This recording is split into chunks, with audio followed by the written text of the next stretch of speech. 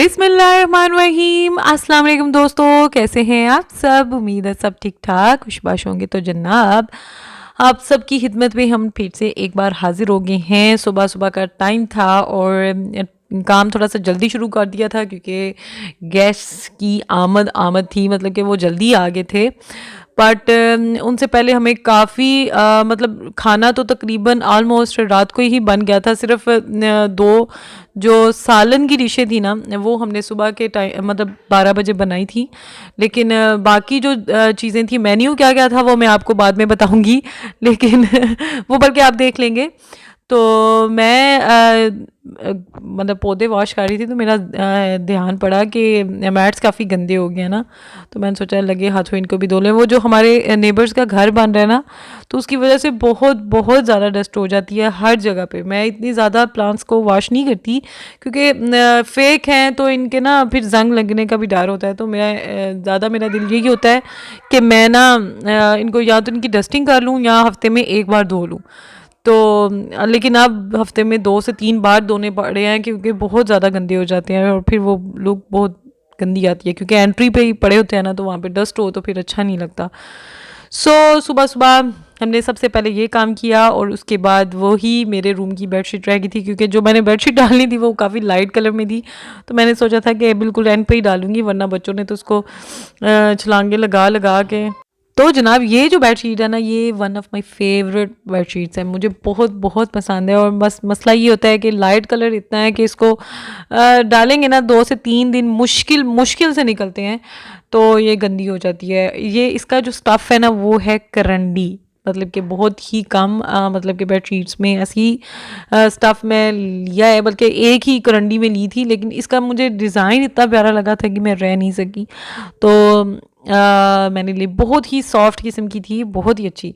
उसके बाद जनाब, ये जो मेरी एंट्री में डोर के बाहर जो पड़े हैं ना प्लांट्स, एक्चुअल ये जो प्लांट्स थे ना, ये वाले थे जो थोड़े से ख़राब हो गए हुए थे ना, तो हमने वैसे ही इसको बाहर रख दिया था कि जब हम नहीं लेने जाएंगे ना तब इस जगह के लिए भी ले आएंगे। तो ये चलो उस टाइम तक ये कॉर्नर ना जो ग्रीन ग्रीन लगे।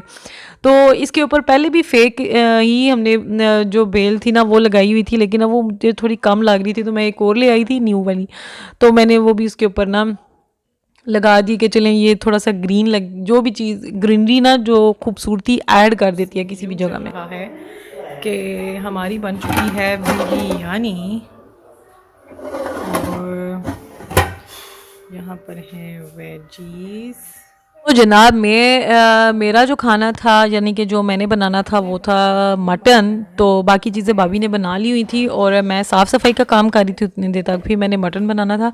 तो जनाब, मैं मटन कुछ इस तरह से बनाती हूँ। पहले तो मैं हाली मसाला भून के बनाती थी, लेकिन टाइम वेस्ट काफ़ी ज़्यादा होता है उसमें। पहले मटन डालें, उसके बाद जितनी भी मसाले हैं वो सारे, मतलब सब्जियाँ ना, टमाटर, अदरक, लहसुन, ये सारी चीज़ें कूट काट के डाल दी।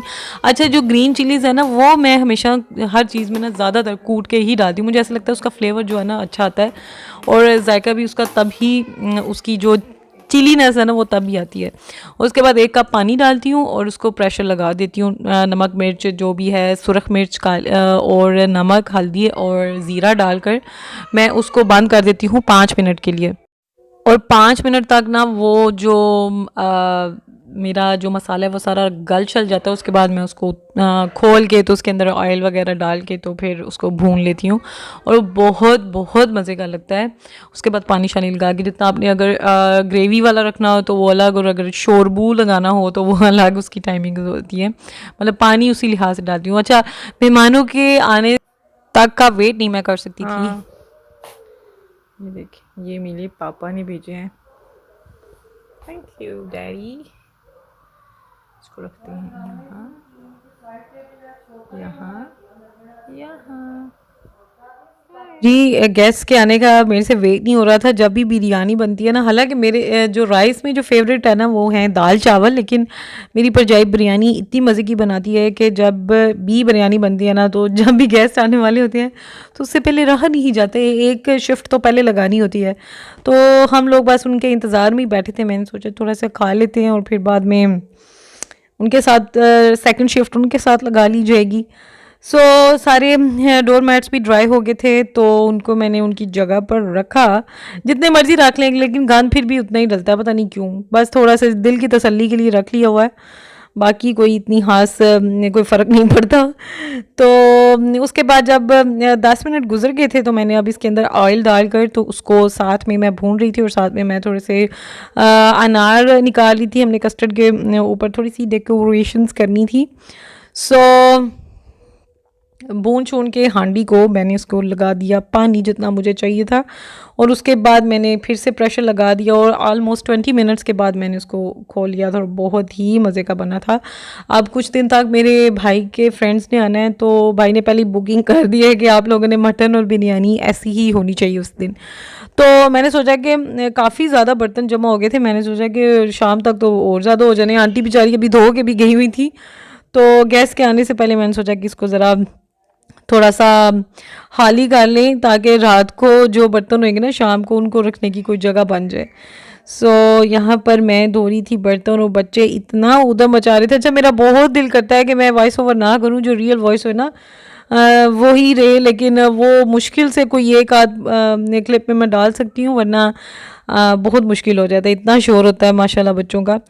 तो बस हम लगाने लगे थे खाना, तो एंड टाइम पे हमने थोड़े से शामी कबाब बनाए थे, उनको फ्राई कर रहे थे। अच्छा, हम तकरीबन उसको भूल गए हुए थे, लेकिन एंड टाइम पर हमें याद आए, तो फिर मैंने कहा रोक लो खाना, पहले इसको फ्राई कर लेते हैं। यहाँ पर मैं और भाभी फुल बिजी थे। और अच्छा, यहाँ पर हमारे जो गेस्ट थे ना वो आ गए हुए थे, और बच्चे माशाल्लाह उनके साथ भी 2 आए हुए थे, और इतना उधम मचा हुआ था। मैं आपको दिखाऊंगी उन्होंने एट द एंड घर की क्या हशर नशर किए हुए थे। यहाँ पे हम डिशेस असेंबल कर रहे थे जनाब। हमारा जो मेन्यू था ना वो था जी, मटन था, चिकन का सालन था, बिरयानी थी, शामी कबाब थे, फ्रूट ट्राइफल था, और सैलड था। और ये जो चिकन हमने इसलिए बना लिया क्योंकि कुछ बंदे मटन पसंद करते थे और कुछ लोग चिकन। और पहले तो मैंने सोचा था कद्दू और चिकन बना लेंगे, लेकिन फिर पता चला उसमें हमारे जो बेनुई जी हैं उनको कद्दू पसंद नहीं। थोड़ी सी हमने रायता और वेजेस भी बनाए थे, बहुत बहुत मज़े की बनी थी। मैं आपको बता नहीं सकती, बता तो मैं सकती हूँ लेकिन आपको यकीन नहीं आना है क्योंकि जब तक खाए ना तो यकीन नहीं आता। बस हमने बैठ कर खाना इंजॉय किया। यहाँ पर मेरा कज़न मुझे बहुत तंग कर रहा था, इसलिए मैंने फिर बाद में कैमरा बंद कर दिया। वो बहुत शैतान है इस मामले में, उसको यकीन नहीं ना आता। वो घर की मुर्गी दाल बराबर होती है ना, इसलिए उसको बिल्कुल यकीन नहीं आता व्लॉगिंग के बारे में। चेक दिस आउट, ये देखेंगे आंटी आज गुलाबो बनकर आई हैं हमारी। बहुत ज़बरदस्त लग रही है आंटी, वाह नाइस। आंटी उत्थे तुसी अगर रिश्ता वेखण टुर जांदे हो ना, तुहानू पसंद कर लेना सी, वक्त पै जाना सी। ये चेक करें दोस्तों, ये हमारी मेहनत के देख लें, इस तरह इन्होंने बदतमीज़ों ने ज़ाया किया। ये 2 बच्चे ना जिमल, ये क्या खा लियो आप, क्या खा लियो आप? हाँ ओ जंपी, ये ओके। दीवार साहब के ऑर्डर्स हैं कि उनकी वीडियो बनाई जाए। सी ये जी अमार स्टार्ट। यहाँ पर भी कुछ माहौल साजगार है। तो ये देखें हमारे छोटू से गुड्डू से, ओए माय केचू ओए और मामी मेरी नशे में तू। और मैं हालात भी दिखा दूँ जो है ना दावत के साइड इफ़ेक्ट्स। ये देखें, यहाँ से शुरू करते हैं, यहाँ से, यस यहाँ से चेक करें। ये ज़रा आप ओवरलुक लें। यस आंटी आपके आने से पहले मैंने कोशिश की थी इकट्ठे करने की, बट हुए नहीं। ये देखें दोस्तों कैसा लग रहा है।